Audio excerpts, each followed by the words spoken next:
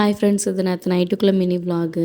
இங்கே சுற்றி மரமாக இருக்கிறதுனால மழை தொடர்ந்து பெய்கிறதுனால கொசுக்கடி தாங்க முடியலையா, ஒரு பத்தியை பற்ற வச்சுட்டு, இது வந்து கொசுப்பத்தி பற்றி இதில் மாதிரி இருக்கும்ல அது. அப்புறம் என் பையனுக்கு என்ன பண்ணிட்டேன்னா, அது மதியம் ஐஸ்கிரீம் வாங்கி கொடுத்துட்டோம் அந்த மழையில். அது பார்த்தா நல்லா காய்ச்சலில் கொண்டு வச்சிருச்சு.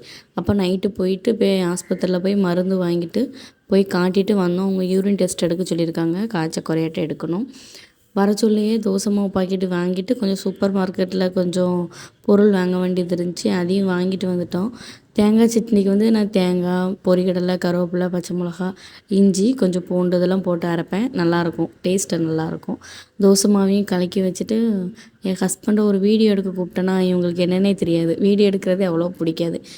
காமெடி பண்ணுறதுன்னு சொல்லிட்டு கேவலமாக சிரிச்சிட்டு இருந்தாங்க. அவள் தோசை சுட்டு ஹஸ்பண்டுக்கு கொடுத்துட்டு, பையனுக்கு வந்து ஹார்டான சோறு இது மாதிரி கொடுக்கக்கூடாது, சாஃப்டாக இட்லி, தோசை, இடியாப்பம் இப்படி கொடுங்க, அதுதான் நல்லது, டக்குன்னு செமிக்கும் அப்படின்னாங்க.